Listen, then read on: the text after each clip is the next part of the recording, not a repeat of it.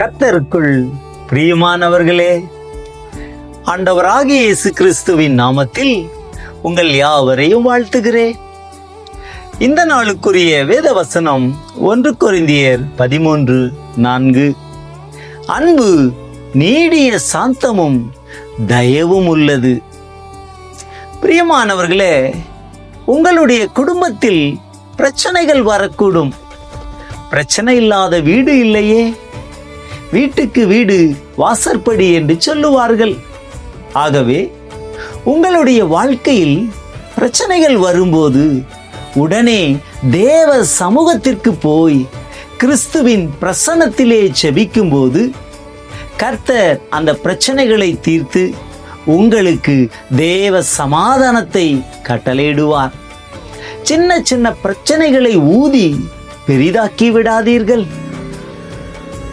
உள்ளத்திலே அன்பு இருக்கும்போது பிரச்சனைகள் சிறிதாக்க உங்களால் முடியும்.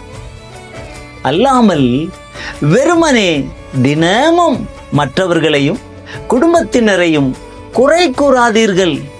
ஏனென்றால் அன்பு திரளான பாவங்களை மூடும் என்றே வேதம் சொல்லுகிறது. ஆகவே பிரியமானவர்களே, உங்களுடைய வாழ்க்கையில் வருகிற குறைவுகளை கிறிஸ்துவுக்குள் மன்னியுங்கள். பிரச்சனைகளை களைந்து விடுங்கள். ஒரு வீட்டிலே கணவன் சாப்பிட்டு கொண்டிருக்கும் போது உணவிலே கல் கடிப்பட்டது. அவருடைய பல் மிகவும் வெளியே வந்து விடுவது போல வேதனை வலியெடுத்ததாம். உள்ளத்திலே கோபம், மனைவியை குறை சொல்லி திட்ட வேண்டும் என்ற எண்ணங்கள் அவருடைய மனதிலே ஓடிக்கொண்டிருந்ததாம். ஆனால் அவரோ அதை பெரிதுபடுத்தி சண்டை போட்டு சமாதானத்தை இழந்து விடாமல் இருக்க விவேகத்தோடு நடந்து கொண்டாராம்.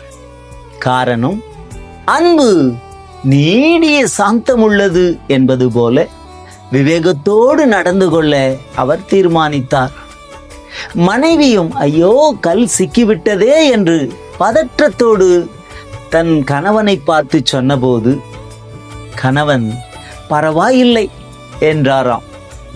கணவன் தன்னிடத்தில் கோபப்படாமல் பேசிய வார்த்தைகள் மனைவினுடைய உள்ளத்தை ஆழமாய் தொட்டதாம். அது முதற்கொண்டு அவருடைய மனைவி கணவன் மேல் அளவற்ற அன்பும் பாசமும் மதிப்பும் வைத்து சந்தோஷமாய் அவர்கள் வாழ்ந்தார்களாம். இந்த சின்ன உதாரண காரியங்களை சற்று சிந்தித்து பாருங்கள்.